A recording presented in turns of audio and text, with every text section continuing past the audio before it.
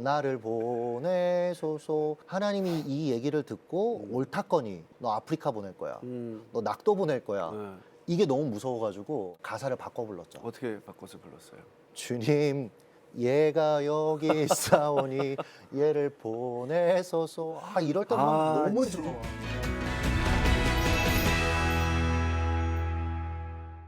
안녕하세요. 내가 매일 기쁘게 신현준입니다. 여름 휴가철이 다가오면서 올여름에는 어디에서 이 더위를 식힐까 고민하신 분들 많으신데요. 산 좋고 물 좋은 경상북도 김천은 어떠실까요? 오늘 모실 분이 바로 이 김천에서 오신 분이거든요. 이름이 너무 특별하셔가지고요. 한 번 들으면 절대 잊을 수 없을 것 같은 그런 분이십니다. 김천 더 세움교회의 정통용 목사님 지금 만나러 가겠습니다.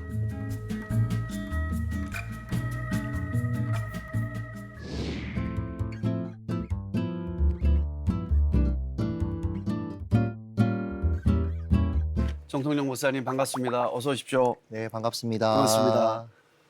자기소개 부탁드립니다. 네, 하나님이 쓰시기에 편한 사람이 되고 싶은 정통영 목사라고 합니다. 이야, 하나님이 쓰시기에 편한 목사. 참 의미가 굉장히 좋은 의미네요. 네, 네, 이렇게 다가가기 편한. 네. 그리고 편안한. 하나님이 뭐 말씀하시면 네. 이렇게 설득 안 해도 되는 사람이 되고 싶습니다. 그냥 순종이네요. 네, 네, 바로 순종. 네. 네. 목사님 사실 이름 관련해서 아, 뭐 질문 많이 하셨고 또 너무 많이 이야기 들으셨겠지만 네. 저도 안 물어볼 수가 없는데 네. 그 대통령의 그 통령 맞습니까? 아, 맞습니다. 다스릴 통, 네. 다스릴 영 해서 네, 정통영 맞습니다. 아버님이 붙여주신 이름이에요? 어머님이 지어주신 이름이에요? 저희 아버지가 예. 붙이셨는데요. 네. 약간 집안에 한이 담긴 이름이에요. 왜요? 할아버지는 군인 출신이시고 네. 그리고 삼형제를 다 정치를 시키려고 네. 법대에 보냈는데 네. 다들 뜻을 못 이뤘죠. 아. 그래서 저희 때 좀 하라고 저는 통령, 네. 동생은 국무총리 할 때 총령. 총령. 네, 그래서 했는데 저는 목회하고 있고 동생은 금융권에서 일하고 있고. 네. 가슴 아파. 아버님. 하지만 하나님의 뜻을 이루셨네요. 아, 네, 네, 네. 야, 그렇다고 정말 노골적으로 자녀에게 그쵸. 그런 이름을 딱 해주셨네요. 그쵸. 목사님 이름이 너무 특이하다 보니까 재미있는 에피소드들 정말 많았을 것 같아요. 어떤 에피소드가 있을까요? 그 성도님들이 이렇게 오시면 아, 여기가 좀 이상한 교회인가, 목사님이 예명을 쓴다, 뭐 이런 오해를 받기도 하고, 네, 뭐 학창 시절에는 늘 긴장해야 됐어요. 학기 초에 학기 초. 이름이 특이하니까 선생님들이나 교수님들이 다 외우는 거죠. 보자마자. 네, 네. 그럼 항상 먼저 시키는 거예요. 아, 첫날 외울 수 있는 이름이니까. 그래서- 통령이 이렇게. 네, 한동안 되게 이름을 안 좋아했어요. 음. 네, 네. 지금은 이제 괜찮은데. 네. 네. 아무튼 근데 목사님이 이름만큼이나 교회도 좀 특별하다고 들었거든요. 아, 네. 어떻게 특별한가요? 저희 교육자들과의 관계가 되게 좋고 네. 성들이 교육자들을 되게 사랑해요. 네. 그러니까 저희 교회의 특징을 얘기하면 교육자 복지가 좋다. 그러니까 단적인 예로 네. 우리가 이제 금액을 얘기해야 조금 사람이 확 와닿잖아요. 네. 그러니까 교육전도사님, 네. 그러니까 신대원에 다니면서 음. 주말에 이렇게 사역하시는 분들의 경우에 네. 일 년 연봉이 등록금 포함하면 3,100만 원 정도. 아이고 좋다. 네. 네. 사역자들이 워낙 열악하다 보니까 네. 이걸 현실 수준으로 올려야 되겠다. 성도들이 기뻐하면서 네. 해준 교회고요. 음. 그리고 교육자들이 좀 충분히 쉬어야 된다. 예. 그래서 풀타임 사역자들 같은 경우에는 1년에 2주 안식월. 네. 대신에 안식월도 비용을 다 교회에서 지원하고 네. 지금도 한 목사님 놀러 가 있어요. 네. 네, 뭐 카톡에 대답도 안 하고 네. 자기 혼자 아주 행복하게 이제 지내고 있고요. 카톡에 대답 안 해도 돼요? 아, 그렇죠. 나가라고 얘기합니다, 저희는. 왜냐면 온전히 쉬어야 되니까 그 예. 시간에는 좀 나가라라고 얘기하고 휴가도 여름에 한 8일. 기나요? 네, 왜냐하면 목회자는 네. 이게 설교를 주일만 한다라고 생각하지만 어떤 성도님이 그러더라고요. 목사님들은 주일만 출근하는 줄 알았다고. 준비하시잖아요. 그쵸. 근데 이게 한번 설교를 쉬어야 진짜 쉬는 게 되더라고요. 네. 그래서 주일을 껴서 음. 8일을 쉬게 하고요. 그리고 네. 월차도 한 15개 정도 있고, 그러니까 최대한 교육자들이 좀 쉴 수 있게. 사실 그 성도님들이 이렇게 선입견이 있는 성도님들께서는 안 좋은 모습으로 볼 수도 있겠네요. 그쵸. 예전에 뭐 장로님이라든지 많이 부딪히잖아요. 그런 문제로. 그쵸. 그런데 그것을 다 이해하는 성도님들이시라면은 믿음 안에서 승리하시는 그런 맞습니다. 성도님들이시네요. 특히 저희 지금은 장로님이 되셨는데, 네. 장로님이 교육자들의 삶이 정말 충분히 행복해야 맞아요. 성도들도 행복한 거다. 네. 그래야 목사님들이 모든 것들을 다 쏟아서 성도들을 음. 돌볼 수 있다라는 마인드가 있으셔서 네. 그 부분에 있어서 저하고 잘 맞았어요. 어. 그래서 사실 저희 교회가 교육자들이 행복한, 진짜 모두가 네. 행복한 교회네요. 맞습니다. 네, 그렇게 되면은 얼마나 더 좋은 설교 그리고 더 맞아요. 좋은 컨디션에서 맞아요. 목사님께서 이제 영혼이 막 너무 기쁨으로 편안함으로 충만해 있을 때 음. 성도님들한테 더 좋은 말씀 맞아요. 나올 수 있잖아요. 그래서 교회에 이렇게 오신 분들이 네, 이 교회에는 부교육자들 설교가 왜 다 좋냐, 네. 이제 이런 얘기를 하세요, 처음에. 음, 왜냐하면 연구도 할 수 있고, 네. 그리고 삶도 또 돌볼 수 있으니까, 네. 그리고 많은 경험들을 하라고 저희는 얘기하거든요. 설교를 하고 배우도 마찬가지인 것 같은데, 맞습니다. 다양한 경험을 해야 사실은 소화해낼 수 있는 영역이 있거든요. 네. 그래서 그런 것들을 권장하다 보니까 음, 서로 좋은 거죠. 맞아요. 성경의 이야기와 음, 세상 속에서 살면서 그 삶이 이렇게 교차되면서의 말씀이 더 풍요로운 것 맞습니다. 같아요. 네. 성경 속에서의 그 이야기로만으로는 음, 세상 사람들과 이렇게 목사님께서 얘기하기가 힘드시잖아요. 쉽지 않죠. 접근하는 이렇게 접근점도 그렇고. 그쵸. 만두 말씀이신 것 같아요. 음. 이 특별히 부교육자에 대한 목사님의 마음이 이렇게 느껴지는데요. 이렇게 부교육자들이 생각하게 된 또 계기 같은 게 있으셨어요? 저희 부교육자 중에 한 분이 네. 코로나 기간에 자살 시도를 했었어요. 물론 이게 이제 직접적으로 교육자들과 더 잘 지내게 된 어떤 시작점은 아니고, 네. 그러나 더 깊이 서로를 이해하고 음. 돌볼 수 있는 계기가 됐는데, 네. 주일날 새벽에 그런 일이 있었어요. 왜 그런 극단적인 선택을 하셨을까요? 모든 게 부담이었던 것 같아요. 그리고 이제 제가 지금은 교육자들이 조금 힘들고 어려우면 음. 그런 내면까지도 잘 살피게 됐는데, 네. 어려서부터 자라온 여러 가지 음. 뭐 부모님과의 관계부터 시작해서 어려움들이 있었던 거죠. 그게 이제 결국은 어떤 것으로 인해 하나가 이렇게 팡 터지는 건데, 그러니까 불면증도 되게 오랫동안 앓고 있었더라고요. 나중에 알고 네. 보니까. 네. 그래서 결국은 그렇게 됐고, 그래서 발견을 했어요. 그래서 먼저 병원으로 보내고, 그리고 이제 사모님을 데리고 네. 제 차 뒤에 태우고 이제 저도 아이고, 따라갔죠. 아내분도 계신데 얼마나 힘들었으면 그런 선택을 하셨어요. 그쵸. 결혼한 지 1년도 안 됐었고, 아이고야. 사실은. 근데 이제 그 상태에서 사람이 되게 자기중심적이잖아요. 네. 그러니까 걱정이 되는 거예요, 덜컥. 음. 어떤 거냐면, 저희가 코로나 때도 한창 성장을 계속한 교회예요. 네. 그러니까 코로나 때 한 기존보다 한 2배 정도 성장한 교회인데, 특이하네요. 네, 코로나 때. 네. 네. 그런데 이제 부흥에 찬물을 끼얹지는 않을까? 성도들의 이런 부분에 대해서 안 좋게 생각하면 어쩌지?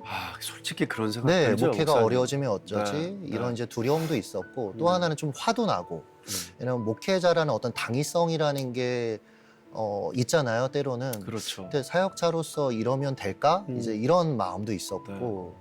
근데 뒤에서 막 목사님 사모님이, 진짜 솔직하십니다. 네. 네. 근데 사모님이 막 우시더라고요, 뒤에서. 근데 제가 항상 성도들한테 누군가의 기도 응답이 되어 주자. 네. 그러니까 맨날 기도했다고 말하지 말고, 기도하는 가운데 때로는 하나님이 나를 사용해서 저분의 기도 응답이 되게 하실 수 있는데, 우리가 그것까지 열어놓자. 이런 얘기를 항상 했는데 그게 떠오르더라고요. 네. 내가 저 사모님이라면 지금 교회가 어떻게 해주길 원할까? 담임 목사가 어떻게 해주기를 원할까? 함께 해주기를 원하지 않을까? 그러니까 이 어려움들을 같이 감당해 주기를 원하지 않을까? 이제 그런 마음이 들더라고요. 네. 그러니까 이제 아까 했던 일차적인 생각들이 이렇게 사라지더라고요. 그래서 이제 그때부터 전사님 부모님 전화해서 병원 오시라고 하고, 또 부모님은 생계가 있으시니까 그날 저녁에 보시고 가셨어요. 왜냐면 혼수 상태에 있으니까 어떻게 할 수는 없으니까. 그래서 이 사모님 데리고 사모님이 간호하고 저는 밖에서 기다리다가 사모님 좀 쉬어야 될 땐 숙소에 모시고 제가 또 대기하고 있고, 그러다 이제 감사하게 깨어났어요. 아멘, 다행입니다. 근데 깨어났는데 이게 일산화탄소가 뇌에 이렇게 붙으면 뇌세포를 죽인다고 그러더라고요. 재생이 안 된대요. 네. 그러니까 처음에 만났을 때는 거의 아이와 같은 어이구. 수준. 그래서 말도 잘 못하고 네. 사고도 잘 안 되고 행동도 안 되고, 그러다 이제 좀 좋아졌어요. 제가 이제 깨어난 시점에서 성도들한테 전화를 했거든요. 그러니까 일주일 내내 전화했습니다. 네. 한 분당 아무리 빨리 얘기해도 한 13분은 걸리더라고요. 그래서 급성 우울증이 왔고 네. 여러 이런 일들이 있어서 음. 그리고 뭐 유서도 쓰지 않았고, 그래서 이게 그 갑작스러운 일인데 우리 교회가 이 전사님 가족의 기도에 응답이 돼주자. 네. 그래서 유급으로 네. 무기한 휴가를 주자. 그렇게 했더니 성도님들이 다 동의해 주셨어요. 한 분도 안 된다고 하신 분이 없었고. 그러면서 모두 합심해서 같이 기도하고.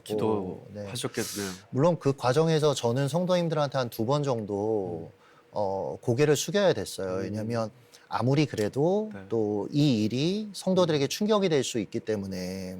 근데 제가 이 일을 통해 배운 건, 리더는 책임지는 사람이야. 그러니까 말로만이 아니라 네. 내가 한 일이 아니어도 나와 함께한 이들이 때로는 어려움이 있을 때 내가 사과할 수 있는 사람이어야 되라는 걸 실제적으로 좀 배운 것 같고요. 뭐 그 과정에서 이제 전사님이 퇴원을 했는데 이제 또 그런 시도를 할지도 모른다라는 사실은 두려움들이 있잖아요. 그렇죠. 병원에서도 그 얘기를 했고. 맞습니다, 맞습니다. 그래서 사모님이 복지 관련된 일을 하셔서 네. 가끔은 밤에도 일을 하셨어야 됐어요. 네, 아이들을 네. 돌보는. 네. 그러다 보니까 그때는 이제 저희가 가서 같이 자고, 그래서 제일 처음 제가 갔었죠. 가서 같이 자고 이렇게 돌봤었고, 좀 나아진 뒤에는 출근을 시켰죠. 네. 왜냐면 낮에 혼자 있으면 또 우울증 생기니까. 네, 사모님 없는데 또 우리가 걱정이 되니까 그렇게 했는데, 되게 지금 생각하면 되게 재밌는데 그때 되게 심각했어요. 왜냐면 한 번도 겪지 않은 일이어서. 지금은 어, 어떻게 되셨나요? 지금 너무 잘 지내고 있죠. 아유, 여기에도 다행입니다. 같이 와서 사진도 찍고 있고. 아, 진짜? 네, 네. 아, 네, 너무 저분이시구나. 잘 지내- 네. 너무 귀한. 주님 안에서 화이팅입니다. 화이팅입니다. 그런 시간을 통해서 또 네. 하나님 만나고 그러셨을 거예요. 그쵸. 하나님 음성 듣고. 그쵸. 네. 그러니까 저희가 배운 게 많아요. 네. 그러니까 우리가 말로는 사랑해야 된다고 얘기하지만 사랑은 대가 있는 사랑. 예수님의 사랑도 그렇잖아요. 십자가를 지셨잖아요. 네. 그것처럼 사랑이 무조건적인 사랑인데 말로만 사랑을 얘기했구나. 정말 한 사람을 품는다라는 건 그의 전 존재를 같이 짊어지는 거구나. 네. 그래서 예수님이 수고하고 무거운 짐진 자들 다 내게로 오라고 하셨는데, 야, 이게 보통 무거운 말이 아니구나. 그런 걸 많이 배웠고. 실천하는 사랑이 됐네요. 그쵸. 네. 그러면서 지금은 뭐 너무 잘 지내고 있고 하나님이 회복시켜 주셨어요. 네. 네. 네. 성도님들도 참 좋으신 성도님이시네요. 맞아요. 네. 맞아요. 네. 근데 오히려 이렇게 하니까 성도님들 중에 우울증으로 고생하는 분들이 요즘은 많아요, 주변에. 그리고 진짜 이렇게 뭐 전도사님 비롯해서 개척하신 교회 목사님도 우울증으로 많아요. 힘들어하시는 분들 네. 많으시더라고요. 근데 본인들이 교회가 교육자들이 같은 동료를 끌어안는 걸 보면서 네. 자기 자신이 받아들여지는 느낌이 많이 들었대요. 내가 이러니까 회사에서 내쳐질지도 몰라. 가족들에게서도 사실은 내쳐질지도 몰라라는 어떤 두려움들이 있었는데 네. 오히려 이 모습을 보면서 본인이 위로가 되는, 그러니까 저희가 생각하지 않았던 하나님의 계획들이 다 있었던 거죠. 맞습니다. 네. 하나님의 계획 정말 놀랍죠. 네. 네. 더 세운 교회는 부교역자뿐 아니라 성도들의 동역자, 그러니까 동역자 정신이 투철한 교회라고 들었는데 요것 또한 어떤 계기가 있었습니까? 저희 교회는 항상 한 사람의 10걸음보다 10사람의 한 걸음으로 이게 저에게 굉장히 중요한 가치인데 네. 그러니까 서로 동역자라는 거죠. 같이 가자는 거죠. 조금 느리게 가더라도 같이 가고 싶은 게 저희의 마음인데 이 마음을 제가 갖게 된 게 한 20대 중반에 한 네. 교회 전사로 갔어요. 음. 근데 갔더니 첫날 이렇게 설교하고 나서 청소년 파티였는데 네. 아이가 저한테 전사님도 다음 주에 안 오세요 그러는 거예요. 저 너무 당황스러워서 나는 뼈를 묻으러 왔는데 막 그때는 그런 마음이 있잖아요. 예. 좀 무슨 일인가 하고 봤더니 교육자가 빠르게 교체되는 교회였어요. 그리고 제가 올 때는 꽤 오랜 기간 교육자가 없었고 그러니까 아이 마음에 아 저분도 왔다가 사라질 거야 이제 그런 네. 두려움이 있었던 네. 거죠. 그래서 정말 사랑하면서 그 공동체 세웠는데 쉽지 않더라고요. 왜냐하면 혼란스러움 가운데 있는 공동체는 사실은 훈련이나 이런 것들이 잘 안 돼 있을 수밖에 없잖아요. 네. 그러니까 모든 걸 혼자 다 해야 된다라는 생각을 갖고 아이들을 케어하고 교사들도 훈련하고 그러다 첫 수련회를 갔어요. 네. 수련회 갔는데 3박 4일 수련회 이제 말씀을 제가 새벽에도 전하고 오전 10시에도 전하고 저녁에도 전하고 열정이 넘쳤는데 문제가 제가 은혜를 못 받는 거예요. 제가 말씀을 전하면서. 그게 되게 힘들잖아요. 네. 진정성이 없는 거니까. 그래서 제가 하나님께 계속 여쭤봤죠. 하나님, 왜 제가 은혜를 못 받죠? 제가 말씀을 전하면서. 불안함이 계셨나? 왜 그러셨죠? 그렇게 기도해도 답이 없었어요. 네. 그러다 마지막 날 저녁에 앞에 이렇게 설교하려고 섰는데 마치 제 마음속에서 이게 이렇게 하면 안 되겠다는 마음이 들어서 제가 아이들한테 솔직하게 얘기했어요. 전사님이 사실은 설교를 하면서도 내가 은혜를 못 받아. 내 마음이 너무 메말라 있고 네. 근데 나는 이 부분에 있어서 나도 은혜 받으면서 같이 말씀을 전하고 싶어. 그래서 위에서 기도해 주겠니라고 했죠. 그리고 저는 강대상에서 기도하고 아이들은 밑에서 기도하는데 제가 또 물어봤죠. 하나님, 왜 도대체 제가 마음이 이렇죠? 근데 그때 하나님이 주셨던 마음이 뭐냐면 정통형 너 교만하다였어요. 저 너무 화가 나더라고요. 하나님, 제가 하나님을 위해서 이 훈련 안 된 공동체에서 이렇게 헌신을 했는데 네. 학부 신학교 다니면서 지하철로 1시간 넘게 매일 와서 기도 인도하고 하나님 근데 저한테 교만하다고 하시면 어떡해요? 수고했다고 해야지. 근데 하나님이 그때 어떤 마음 주셨냐면 넌 이 아이들을 한 수 가르칠 대상으로 보고 있어. 근데 제가 그 말에 동의할 수밖에 없는 거예요. 아이들한테 사랑한다고 얘기했지만 사실은 이 공동체는 내가 필요해. 내가 다 해야 돼. 다 나한테 배워야 돼. 그러니까 하나님 보실 때 이건 교만이고 위선인 거죠. 그래서 제가 자리에서 일어나서 아이들한테 솔직하게 얘기했어요.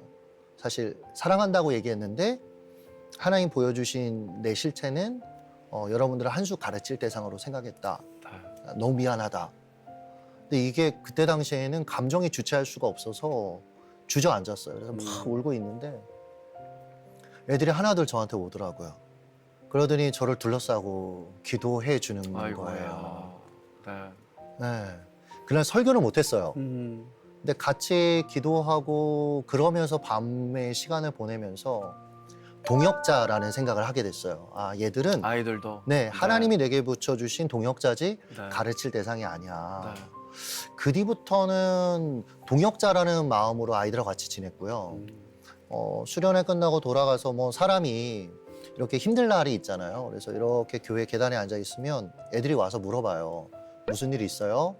그러면 아 됐어. 가 나 혼자 생각할 게 있어. 그러면 애들이 툭 치면서 말해봐요. 우리 동역자잖아요. 그럼 또 제 마음 얘기하고. 야. 저희 더세움 교회는 성도들의 일상에 관심이 많은 교회예요. 그러니까 우리가 주일날 혹은 교회에서 성도들이 사역하는 것도 너무 귀하지만 성도들의 필드는 사실 일상이잖아요. 그래서 그 일상을 어떻게 세워갈 수 있지, 어떻게 도와줄 수 있지 그런 고민을 많이 하는 교회고 그러다 보니까 일상에서 필요한 사역들 아니면 훈련들이 많아요. 뭐 부부 코칭, 가족 코칭, 뭐 감정 코칭. 그러니까 개인이 회사에서 또 어떻게 크리스찬으로 살아야 될지 세계관 교육이라든지 그리고 성도들이 일상을 살아가야 된다라는 생각이 있으니까 교회에서 사역을 최소화합니다. 뭐 예를 들면 저희는 팀들 인력풀이 되게 많아요. 저희 규모에 비해서. 그러니까 예를 들면 찬양팀은 한 50명 정도의 인력풀이 있어요. 이 정도가 가용할 필요는 없는데 저희가 왜 그렇게 하냐면 몰빵을 안 하려고. 소위 저 어렸을 때 생각해보면 하루 종일 교회 사역하고 나면 집에 뭐 엄마 아빠도 기진맥진, 저희도 기진맥진, 그러니까 라면 끓여주고 뭐 서로 막 피곤하니까 짜증내고, 성도들이 일상을 살아야 되는데, 그리고 주말에 쉴 수 있는 시간에 한계가 있는데 가족하고 보내야 되는데, 그러니까 인력풀을 늘리는 거죠. 그러면 한 달에 한두 번 정도 사역을 할 수 있고, 그 외의 시간은 가족과 보낼 수 있고 또 성도들하고 보낼 수 있고, 뭐 이런 관점이 되게 많은데, 저희 교회가 전체 구성원의 나이를 보면 40대 이하가 86%예요. 그러다 보니 이게 아마 이제 젊은 성도들과의 케미가 맞은 것 같은데, 교회의 방향과 저는 자율적으로 하기를 원해요. 그러니까 어떤 특정한 교회 조직들에게 어떤 일을 맡겨서 그것들을 해내기보다는 성도들이 다들 각자의 시즌이 있어요. 잘 섬길 수 있는 때도 있지만 개인사가 너무 바쁠 때도 있고, 사실은 회사에서 너무 힘들 때도 있고, 그래서 내가 할 수 있는 시즌에 섬기자. 그래서 뭐 요번에 낙도 선교를 간다. 그것도 뭐 다 신청제. 교회 대청소한다. 뭐 한 분기에 한 번 이렇게 하거든요. 그때도 다 신청제. 그러면 언제부터 목사에 대한 꿈을 꾸신 거예요? 목사에 대한 꿈은 어려서부터 그냥 자연스럽게 가졌어요. 아버지가 목회하는 모습을 보면서 네. 나도 목사가 돼야지. 그러니까 지금 돌아보면 아버지가 항상 작은 교회, 시골, 그러니까 사실은 경제적으로도 어렵고 그리고 사람들과의 관계도 되게 어려운데, 네. 그걸 보면 한 번쯤은 도망갈 기회가 있을 수 있었는데 네. 그냥 하고 싶었어요. 하나님 야. 은혜라는 생각은 드는데. 네. 네. 위대한 유산이었네요. 네네. 보고 자란 그 위대한 네, 유산. 네, 네. 또 등 뒤에서 아버님, 어머니께서 얼마나 많이 네, 기도 많이 해주셨죠. 예, 아들을 위해서 얼마나 많이 기도했을까요? 맞습니다, 맞습니다. 아버지와의 관계가 어린 시절에 계속해서 이렇게 좋으셨습니까? 사실은 네. 아버지와의 관계는 좋아진 게 나이가 들어서고요. 예. 어렸을 때는 예전에 연예인 김성주 씨가 네, 네, 네. 아버지가 목사님이잖아요. 아나운서 네, 김성주 네, 씨. 네. 한 프로에서 얘기하더라고요. 음, 아버지가 밖에선 잘하는데 음. 목사님으로서 성도들에게 네. 집에서 너무 못하는 거죠. 음, 그래서 그분이 우리는 성도 아닌가 뭐 그런 생각을 어린 마음에 했다는데, 저도 그런 마음이 들 정도로 왜 우리 아빠는 밖에서와 안에서의 모습에 괴리가 이렇게 크지? 어떻게 다른 거예요? 뭐 예를 들면 저쪽에 있는 어떤 물건을 찾아와라. 음. 옛날 아버지든 그런 거 많이 했잖아요. 네. 물 가져와 하면 음. 이제 물 가져와야 되고, 음. 요즘은 감히 그렇게 하지 못하지만 네. 근데 뭐 가져오라고 하면 어린 제가 가서 그걸 어떻게 빨리 찾겠어요. 네. 그럼 좀 내버려 둬야 되는데, 아니면 알려줘야 되는데 와서 달려오셔가지고 급하시니까 성격이 머리를 쥐어 박으면서 그것도 못 찾아 이렇게. 군뱅이를 삶아 먹었어. 뭐 이제 그래서 한동안은 결혼하고 나서도 아내가 뭘 찾아달라고 하면 네. 긴장이 되는 거죠. 그리고 머리가 막 하얘지기도 네, 하고 네, 지금 네. 많이 좋아졌는데 네. 그런 이제 어려움들을 겪었죠. 그런데 이렇게 우울증까지 겪으셨어요? 아버님 때문에? 제가 네. 그러면 안 되는데 그때는 이제 어떤 가이드를 받을 수 있는 분들이 없고, 왜냐면 예. 우리 아버지가 목사님이고, 그러니 누구한테 제 마음을 털어놓고 얘기할 수 있겠어요. 네. 그래서 아쉽긴 한데 그때는 그래서 이제 들끓는 분노, 원한 이런 게 제 안에 있었고, 제가 고등학교 때 제 인생의 목표는 네. 아버지를 한번 쓰러뜨리는 거야. 지금 생각하면 너무 민망하고 네. 왜 그랬을까 싶은데 그때는 너무 진지했던 거죠. 사춘기 음. 아이로서. 네. 그래서 어느 날 부모님이 막 다투고 계시는데 네. 그 방을 박차고 들어가서 아버지 손을 잡으면서 음. 그만하시라고요 이제. 네. 그러고 손을 뿌리치고 집을 나간 적도 있고, 네. 뭐 저희 아버지는 충격받으셔서 쓰러지기도 하셨고. 어. 그러니까 고3 때쯤 되니까 100일 정도 수능 남겨놓고 제가 너무 왜 살아야 되지? 너무 우울하고. 그래서 그때 당시에 12시 이상 이렇게 공부를 야간에 시키는 학교를 다니고 있었는데, 선생님께 제가 부탁을 했어요. 담당 선생님한테 제가 도저히 아버지의 관계 때문에 그리고 인생을 왜 살아야 되는지 몰라서 좀 생각할 시간이 좀 필요하다. 네. 근데 이분이 또 절 믿고 이렇게 보내주셨어요. 그래서 옛날에 그 장동건 가방 캠퍼스 이렇게 큰 옆으로 매는 가방 네. 그걸 옆에다 메고 예. 그리고 이제 그냥 도시를 배회한 거죠. 음. 인생은 뭐야? 비 오면 비 맞고 네. 친구들 불러다가 놀이터에서 인생은 뭐야? 이런 말도 안 되는 얘기하고 그러다가 이제 신학교를 갔죠. 근데 원하는 대학을 간다고 신학교를 간다고 해서 우울함이 사라지지 않더라고요. 그래서 한동안은 신학교 가서 잠만 잤어요. 그래서 왜냐면 이제 깨어 있으면 너무 힘들고 그러나 하나님을 아니까 내 생명을 어떻게 해야 되는지는 알고 그러니까 계속 잠만 잤죠. 근데 이게 이렇게 살면 또 안 되잖아요. 그런 이제 마음은 있으니까 어느 날부터인가 산기도를 이렇게 갔던 것 같아요. 네. 네, 산기도를 가서 밤 10시만 되면 그 비닐봉지 같은 거 하나 이렇게 들고 산에 올라가서 계속 따졌죠. 네. 날 왜 만드셨냐? 왜 이렇게 나를 불행하게 살게 하시냐? 아니 한 번만 내 눈앞에 나타나서 이유만 설명하면 내가 살아갈 수가 있겠다. 근데 뭐 아무 소리도 없고 그때 당시에 뭐 하나님이 통영아 막 이럴 거라고 이제 생각을 하던 시기였으니까 하루는 너무 열이 받아서 내가 이만큼의 정성을 보였는데 이럴 수 있느냐. 그래서 하늘을 향해서 제가 삿대질하면서 하나님 제가 오늘 자정까지 시간을 드리겠다. 오늘 자정까지 제 앞에 안 나타나시면 저는 신학교를 떠나겠다. 네. 제가 하나님이라면 네. 벼락 줄 것 같아요. 아, 그쵸. 네. 우리 하나님이 에라이 사랑하셔서. 빵. 하늘 맞아. 보고 삿대질 빵. 맞아. 아, 그게 약간 무서워가지고 네. 제가 마지막에 어필을 하긴 했어요. 네. 이제 이르시는 거예요. 음. 이렇게 하고 이제 기다렸어요. 자정까지 이제 나타나셔라. 슬슬 무서워지는 거예요. 하나님이 날 버리시면 어떻게 하지? 왜냐면 아버지를 통해 우리가 하나님을 먼저 경험하는 사람들인데 그래서 아버지의 이름이 참 무겁다 그리고 너무 귀하다라고 생각하는 게 저인데 지금은 근데 그때 당시에는 아버지를 통해서 무서운 하나님 내가 실수하면 가차없는 하나님 네. 그래서 하나님 저를 버릴까 봐 제가 그런 어필을 했던 것 같아요. 근데 너무 두려우니까 이제 12시 다가오고 하나님한테 추가 제안을 했죠. 네. 그래서 뭐 저 혼자 북치고 장구치고 다 한 거죠. 하나님, 제가 너무 급작스럽게 제안을 한 것 같다. 그러니까 하나님 시간을 드릴 테니까 생각해 보시고 내일 이맘때 올 테니까 그때 나타나시라고. 그러고 한동안 기도하러 안 갔고요. 네. 근데 또 우울한 거예요. 그래서 또 안 되겠다 싶어서 다시 산기도를 시작했는데 이번엔 더 깊은 산. 약간 한국교회 그런 거 있었잖아요. 소나무 한번 뿌리를 뽑으면 뭐 응답된다. 그래서 더 깊은 산으로 올라갔는데 산에서 이렇게 기도하려고 비장한 마음으로 탁 눈을 감았는데 그 바람에 낙엽들이 이렇게 서로 부딪히는 네. 바스락 소리가 이렇게 나는 거예요. 네.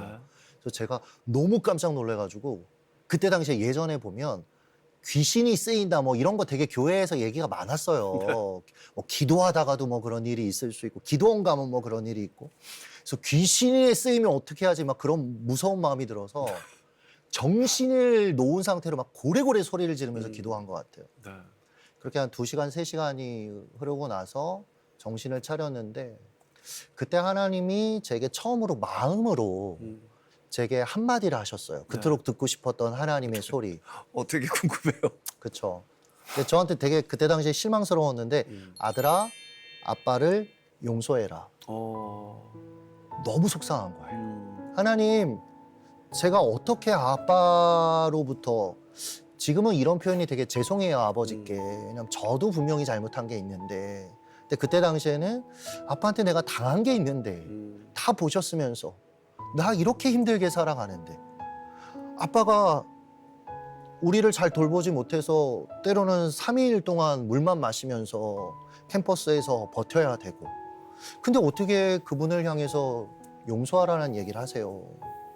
근데 하나님 계속 그 마음만 주시는 거예요. 아버지 용서해라, 용서해라. 근데 제가 또 시키면 또 하긴 하거든요. 그래서 용서할 마음은 없지만 하나님 그럼 용서할게요. 전 그러면 이제 끝날 줄 알았어요.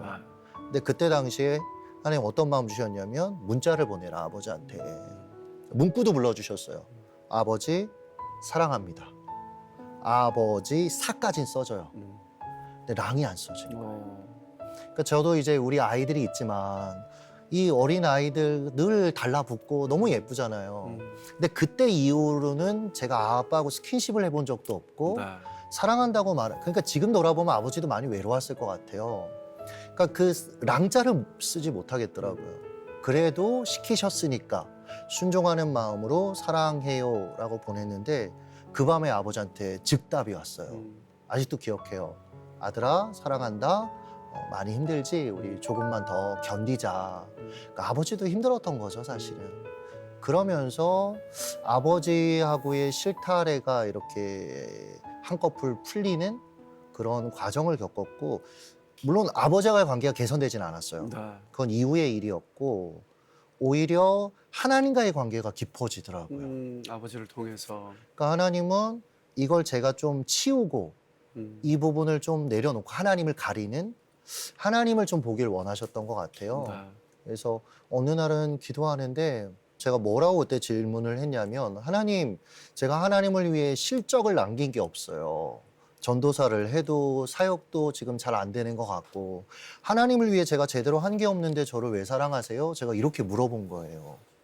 그때 하나님이 제게 주셨던 마음은 뭐냐면 나는 네가 아무것도 안 해도 존재 자체로 너를 사랑해. 근데 그 한마디에 제 기존에 잡고 있었던 세계가 다 무너졌어요. 아, 하나님은 나를 존재 자체로 사랑하시는구나. 네. 하나님은 저한테 아빠세요.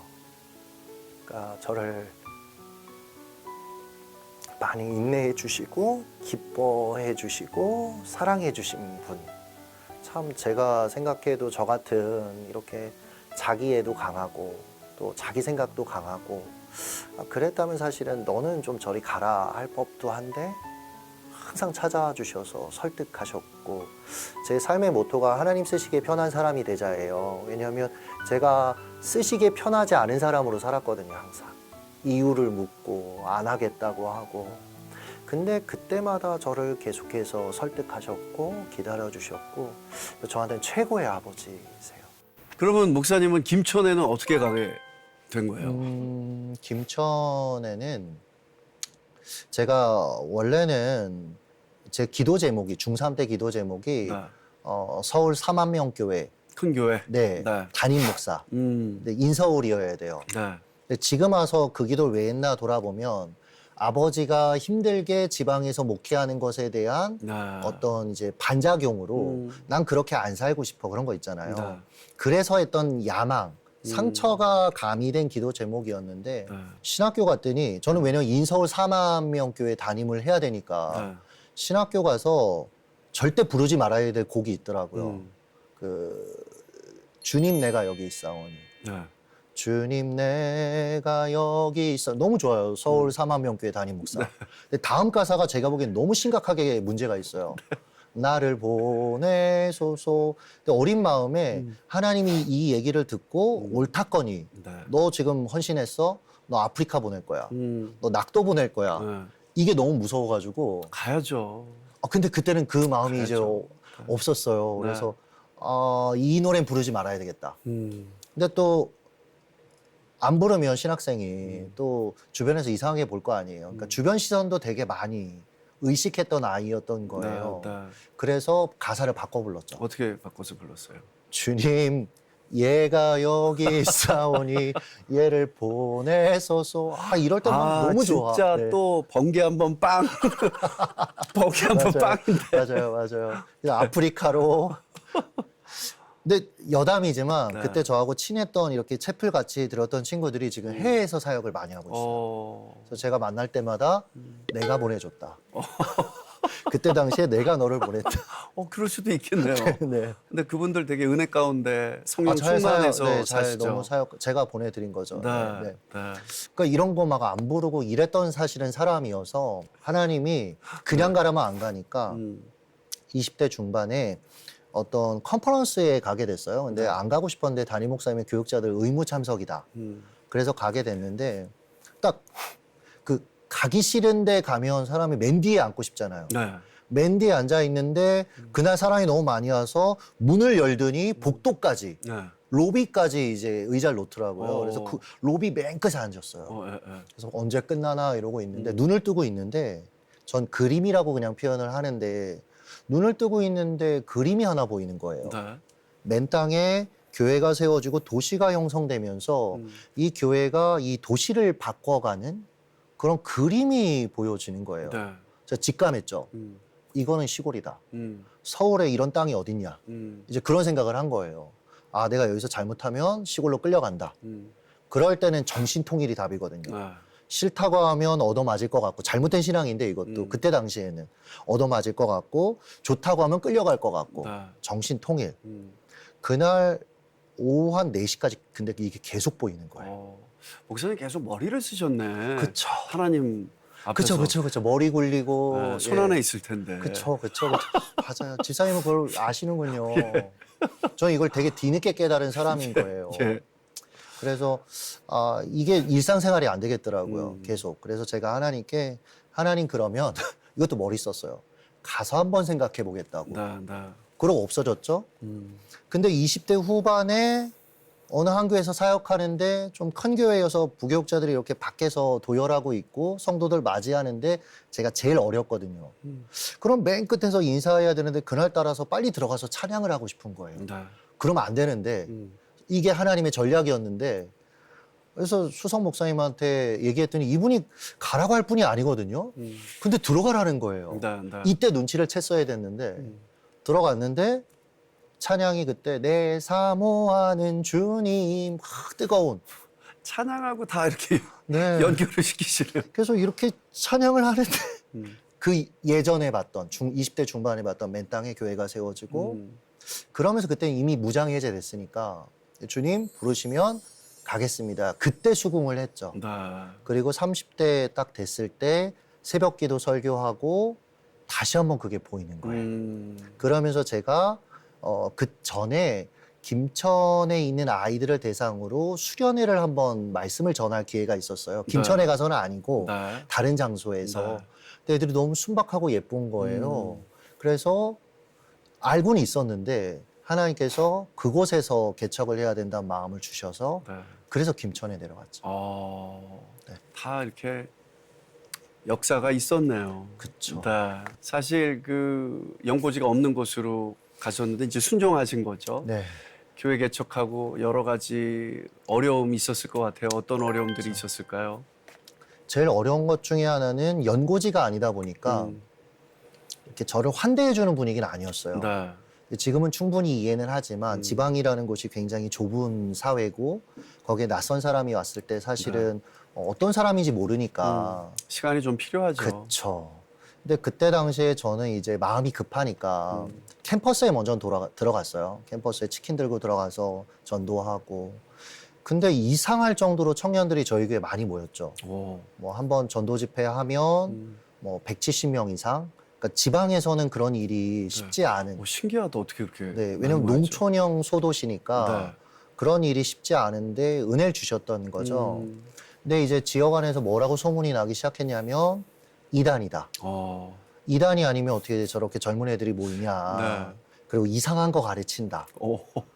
뭐 캠퍼스 같이 전도하면 네. 거기서도 이제 노골적으로 저게 이단이다 이렇게 얘기할 정도였으니까 한 번은 저희 교회 청년이 지금 이제 저희 교회 전사님이 됐는데 이 친구가 택시를 타고 저희 교회 가달라고 했더니 이분이 이제 지역 교회를 다니시는 분이었던 것 같아요. 네. 그 교회 문제 많다고. 오. 지역 연합 활동에 참여를 안 한다고. 운전하시는 분이. 네. 근데 이 친구가 자기만 들으면 되는데 그걸 또 저한테 전했네요. 제가 이제 여러 가지가 복합적으로 너무 속이 상하는 거예요. 근데 제가 하나님께 기도하는 거 외에는 뭐 어디에 하소연을 하겠어요? 아는 사람도 없는데. 그래서 그날 기도하면서 하나님, 만약 서울이었다면 내 선배들 찾아다니면서 내 신분을 보증해달라고도 얘기할 수 있고 네.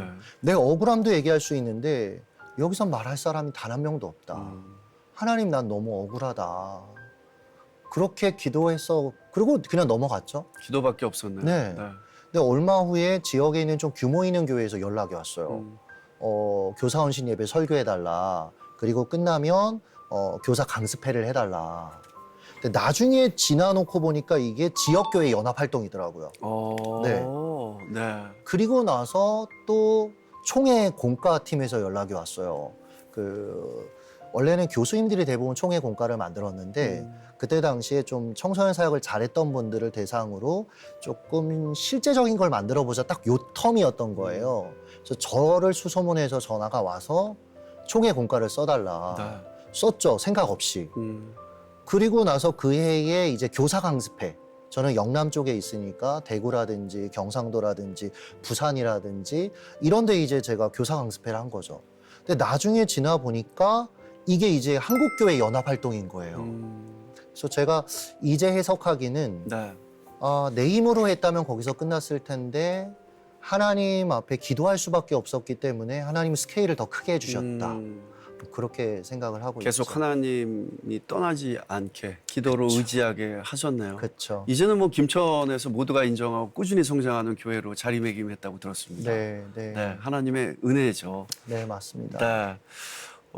계속 이제 꾸준히 기도하시고 하나님 붙잡고 네, 그 끈을 놓지 않으셔서 그랬던 것 같아요. 앞으로 또 김천에서 많은 계획을 가지고 계실 텐데 저희 내가 매일 기쁘게 목사님 계획과 기도 제목 나눠주시면 함께 기도하겠습니다. 제가 두 가지 정도로 요즘 기도하고 있는데 하나는 교회가 부흥하게 해주세요. 네. 저는 지금까지 개척하고 14년을 오면서 한 번도 교회를 부흥시켜달라는 기도는 안 했었어요.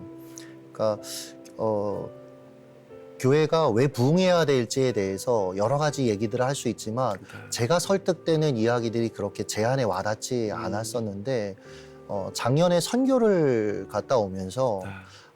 선교하기 위해 교회가 부흥했으면 좋겠다. 그래서 이제는 부흥하게 해달라라는 선교하기 위해서 부흥하게 해달라는 왜냐면 선교라는 게 많은 분들이 가야 되는데 똑같은 분이 계속 갈 수는 없고 네. 또 물질적으로 섬겨야 될 것도 많고 그래서 다양한 사람들이 함께 섬겼으면 좋겠다. 그래서 교회가 부흥하기를 선교하기 위해서 그거 기도하고 있고 또 하나는 제가 있는 도시가 김천이잖아요. 네. 교회의 흥망성쇠를 보면 도시하고 같이 가더라고요. 결국은 막 요즘 신도시들 보면 이제 교회들이 성장한다. 서울도 요즘은 오래된 교회들은 성장하지 않는다. 근데 서울의 인구들이 계속 줄어가는 것과 저는 궤를 같이 한다고 생각을 하거든요. 그래서 제가 있는 김천이 계속해서 성장했으면 좋겠다. 그 두 가지 기도 제목을 좀 드리고 싶습니다. 네, 뭐 선교는 사명이니까요. 그리고 네. 계속 교회가 성장하게 저희 모두 기도하겠습니다. 네, 감사합니다. 오늘 함께 또 좋은 말씀 나눠주셔서 감사합니다, 목사님. 네, 감사합니다. 사랑합니다. 감사합니다.